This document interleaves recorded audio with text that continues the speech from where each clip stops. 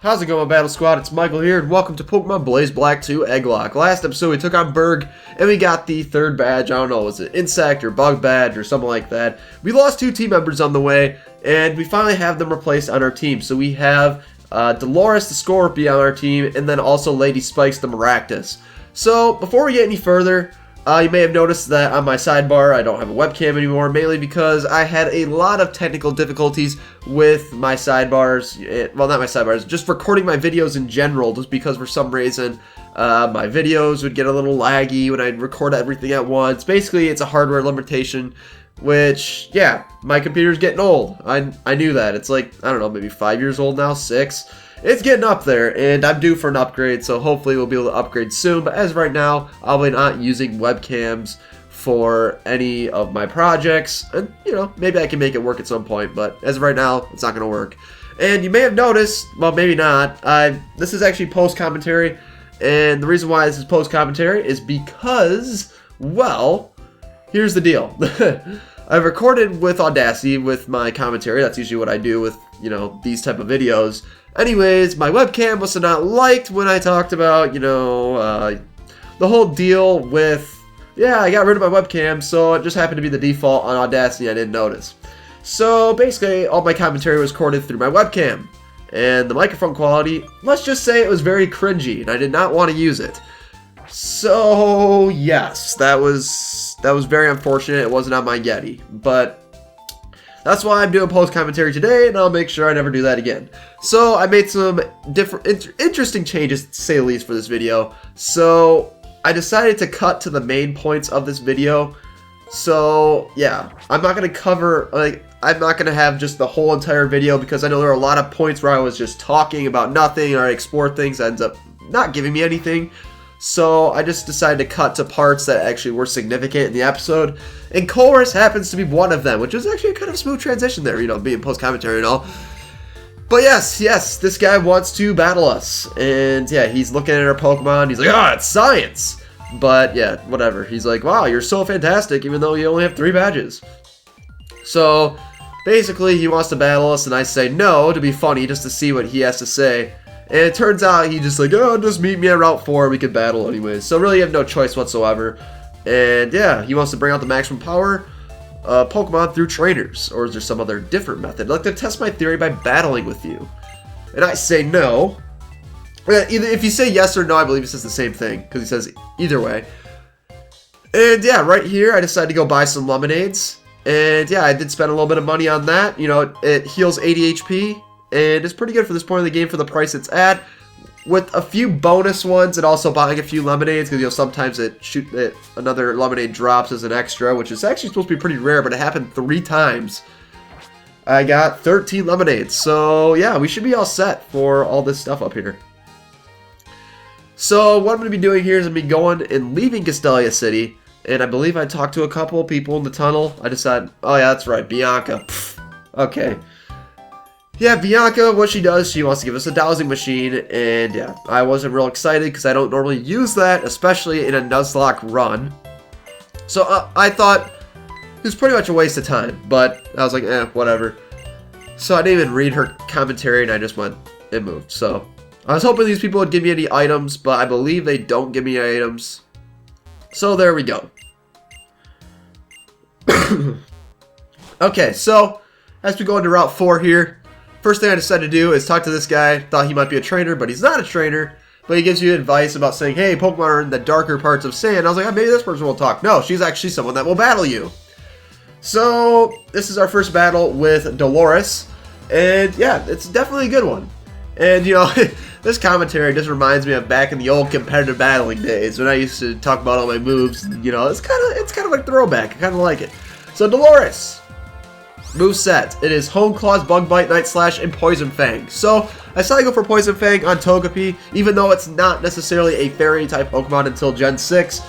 Just because it's Stab, and, you know, it's possible that I could get a Poison too. So, I was like, whatever. So, we knocked it out in 2 hits, and then she has a Happiny next, which Dolores definitely just cleans up here. The Happiny only has, well, I mean, it has very little defenses, a lot of HP, but Poison Fang knocks it out in 1 hit. The crit actually does not matter, because you'll find out later in the episode. Okay, so anyways, right here, I decided to go and get a wild Pokemon, which is right here, and it would happen to be a Hippopotas. So as far as like battling goes, yeah, Hippopotas, it's not going to be our encounter. I guess it is our encounter for the route, but it's not the Pokemon we're going to be using, because since this is an Egglocke, basically we catch a Pokemon on this route, first one, and then we take it back to the Pokemon Center, hatch an egg, and that is our Pokemon. So Hippopotas is level 17, so you get a level 17 egg, and it happens to be ones that you guys sent in, oh man, a while ago. And yeah, we get the poison here, which is rather nice, because it does help us with catching this Pokemon. Mainly because it slowly weakens the Hippopotas every single turn, but also a status condition always makes it easier for Pokemon to catch. Poison's definitely not preferred when you're trying to catch Pokemon, but I was at the range where poison's really not that big of a deal, so I throw a Pokeball here, and we'll see if we catch it. 1, 2, 3, and we caught it. There you go. And I was like half a second earlier than I was supposed to be, but okay, that's fine. So Hippopotas. So we got our encounter for this route, which means we'll be able to hatch an egg, but that will be at the end of the episode. So if you want to look at that, you can always jump ahead if you'd like. And now there's that. Now we go up here, and Colress will be here, and he's like, I've been waiting for you. What's the matter? So what's behind me? But there, a Pokemon called Crustle. Observe. This device I've created to energize Pokemon. Oh, wake up all the Crustle, and they'll be so intrigued. Some of them are excited, and the other ones are like, huh. What's going on here? That's interesting. Those Crustle, were they just lying here out of energy with their boulders on the back? Probably. Team Plasma said we should recognize the potential in Pokemon and liberate them from humans. I disagree. Conversely, it should be humans who bring out the hidden potential in Pokemon. And he points at us like a weirdo. Now I think about it, I never asked your name. Michael, I remember that name. Oh, then I'll test you to see if you're a trainer who can bring out the hidden potential in Pokemon. Alright, so here we go. This is the big battle of this episode. Colress. So he has 5 Pokemon, 5 devastating Pokemon, but he starts off with a Magnemite. And it's rather interesting because he is quad weak to ground, but as you'll see right here, while we have a bad matchup, it also has the Air Balloon. So what I decided to do was go for the Night Slash to pop the Air Balloon, because I'm going to be switching out anyways, and it decides to go for a Thunder Wave. I was like, okay, whatever, that's fine. It's not a big deal. So Dolores is paralyzed because it's not necessarily the best thing, but also I don't want to bring in something else to get paralyzed, something I'll actually use for this matchup here. So I was like, it's alright. So we go out to Doofy. And let's see. So it goes for Volt Switch. We resist the Volt Switch. So we're going to go for the Sand Tomb, which quad effectiveness, even though Sand Tomb's a special attacking move, it should be enough to take down the Magnemite, and it does. And now, it is time for Rotom. So right here, I was like, okay, which Rotom will this be? Will this be a regular one, or will it be a different, like, appliance or something? I was thinking Pseudo-God, but I was like, you know what, let's bring out Zia, because Zia has a lot of coverage moves, and basically I have just for good type of coverage and stuff. So, turned out being the Fan, so it's an electric flying type. So I was like, okay, I'll just go for the Ice Fang, because, you know, that is super effective. Thunder Fang would be neutral, obviously. So we do a little more than half, then it goes for Signal Beam, and I was like, oh crap, that is not good. And it does 50 damage, so next turn it's going to kill me, and I also got confused on that, and then also it has Speed Boost and Stability, so I was thinking, okay, well I cannot stay in, so I decided, you know what, I'm just going to go to, I think I went to Doofy? I'm not 100% sure. Yep, I think I do. Yep, okay. So one thing that did not click with me as I was going through, you notice how I went for Speed Boost. Well, I didn't think about, you know, actually I guess it wouldn't matter because, yeah, it's part flying type. I was like, oh, you can just use a ground type move, but I guess it didn't matter because it, yeah, you know, it doesn't have Levitate when it's Rotom flying, or Rotom Fan, but also it's, you know, a flying type. So maybe that was a good thing I didn't think of that. Okay, never mind. But anyways, we go for Night Slash, and we almost take it out, but we don't.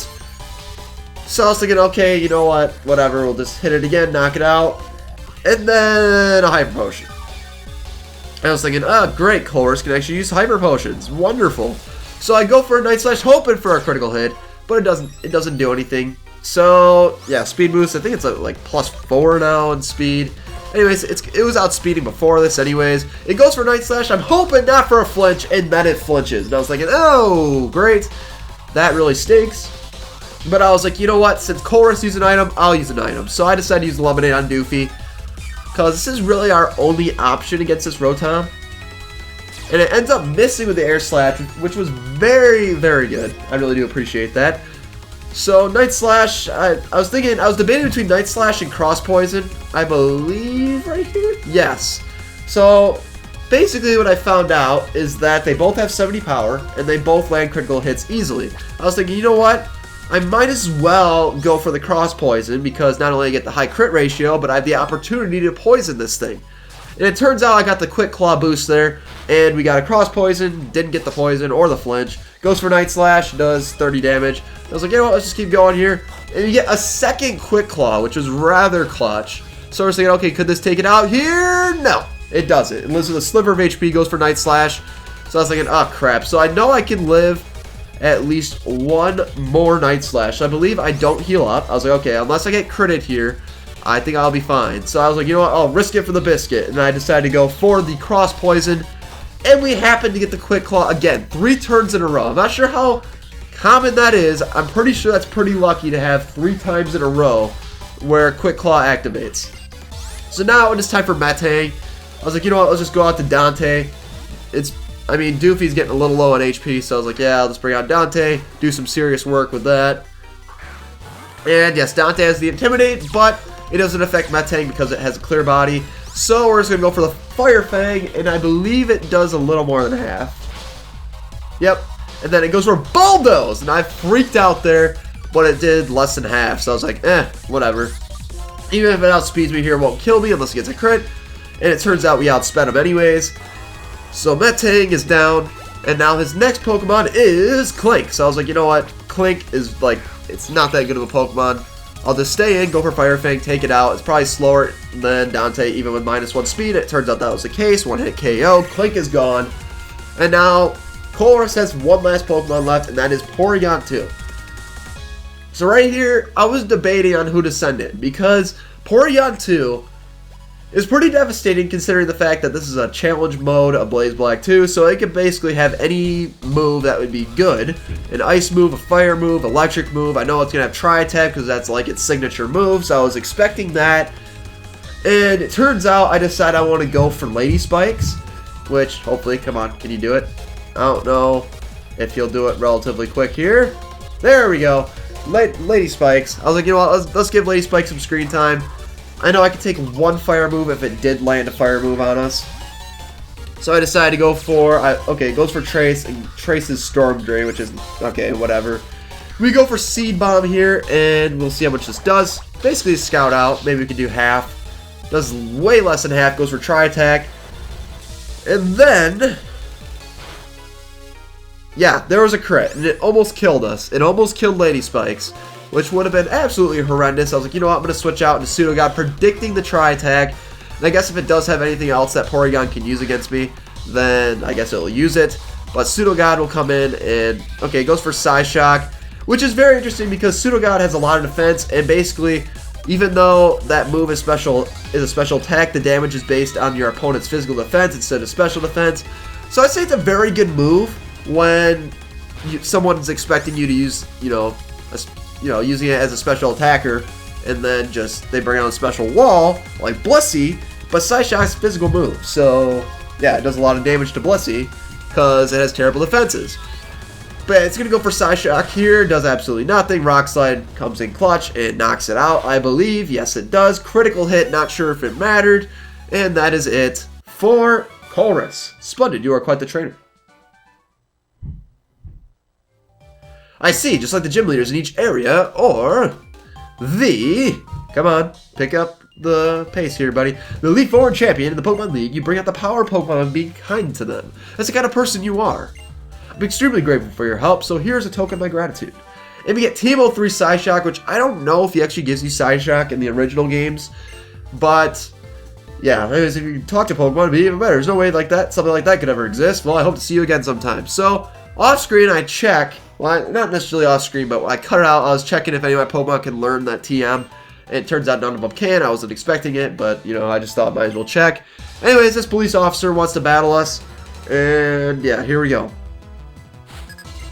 So we're battling Braven here, and he has a Metatite.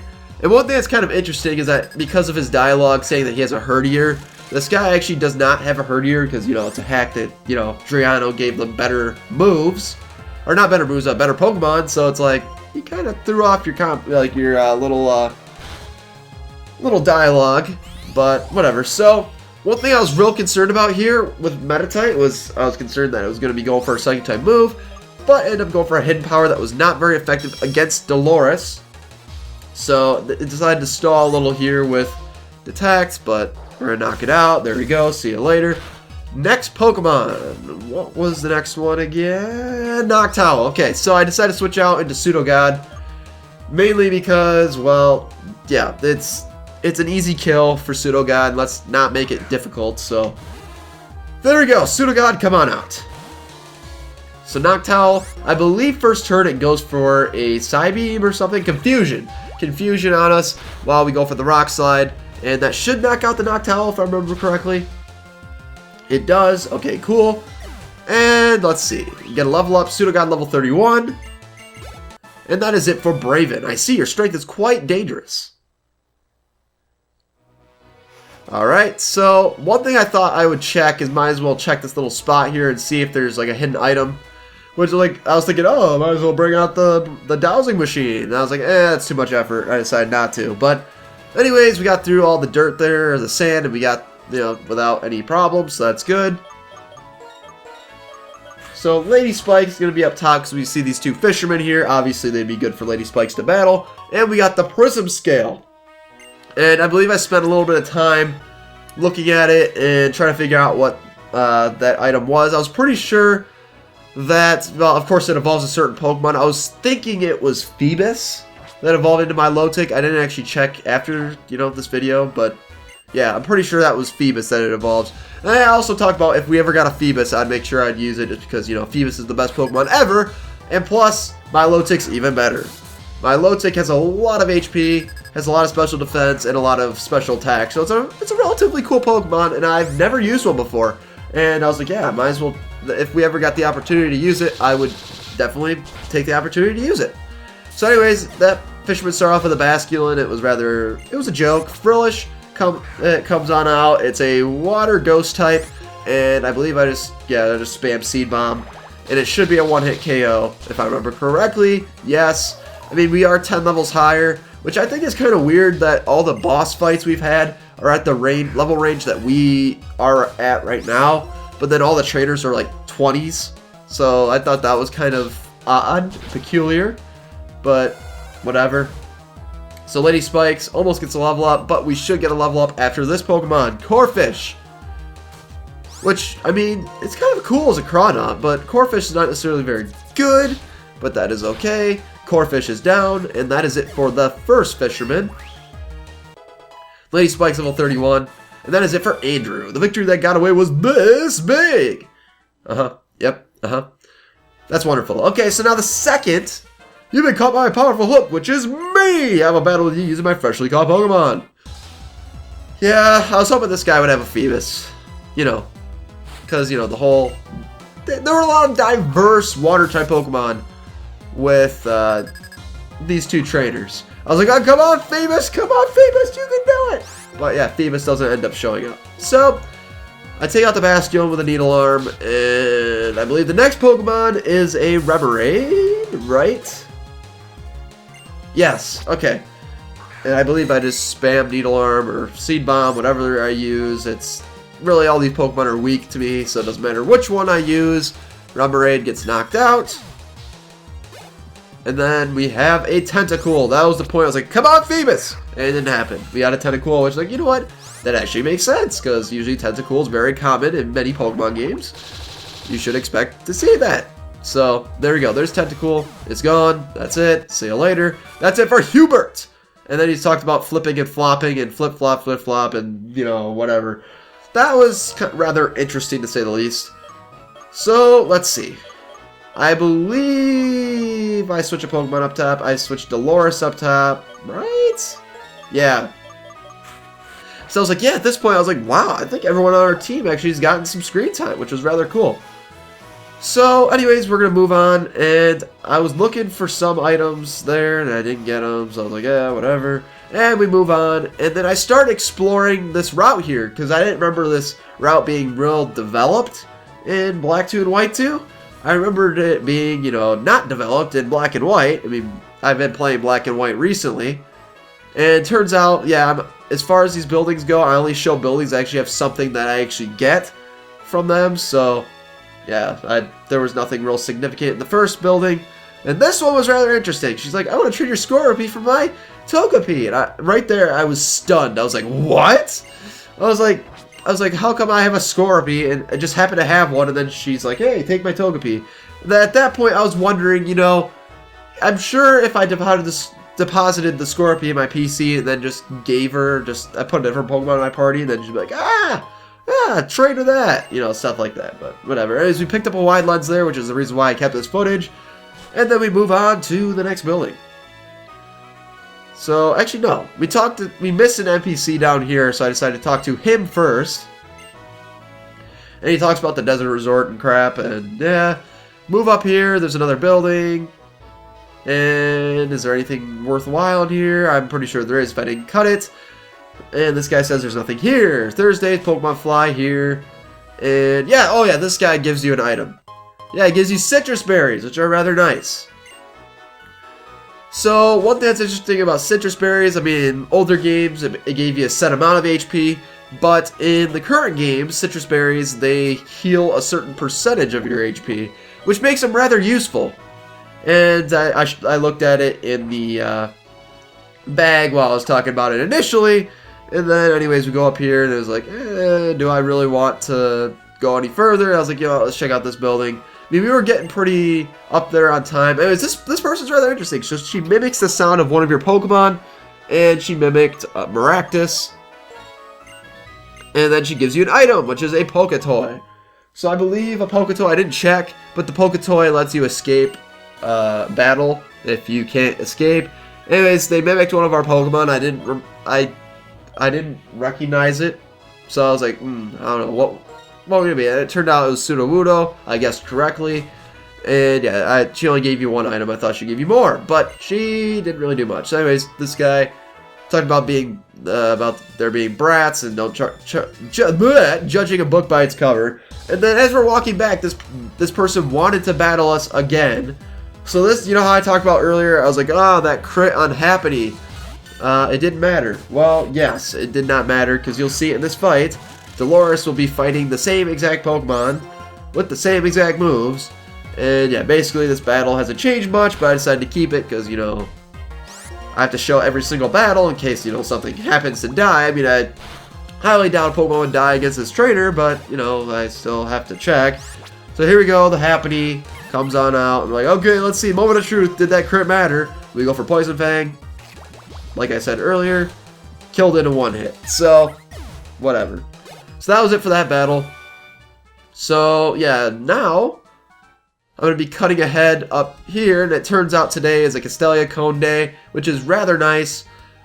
So, you can buy one or a dozen, and I decided to buy 1 dozen. And basically, Castelia Cones, they act as full heals, but they're only $100 a pop. You only can get 12 at a time, and yeah, there's only certain days you can buy them. So now, this is the very end of the episode, and yeah, we're going to be hatching an egg today. So I decided to readjust my box here. I was like, you know, I want to make it more organized, so I did that.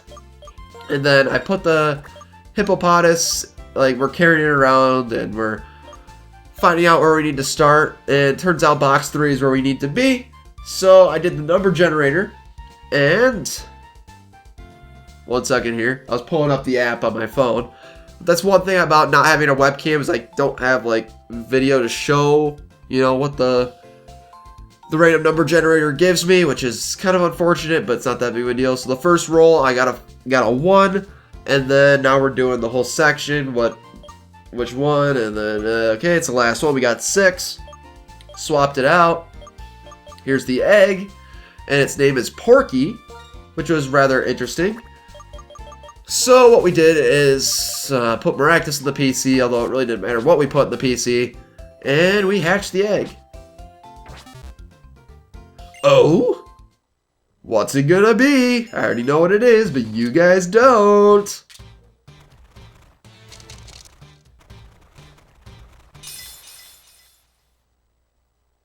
A spoink!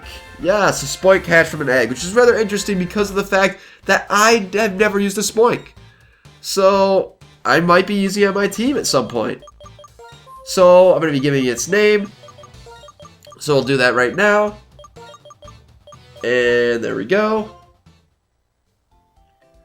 So now I go into my party and then I check to make sure the moves are legitimate on this thing. So I went onto the Pokemon database and I looked at, you know, its learned moves, its egg moves, and Black 2 and White 2. Everything's legitimate.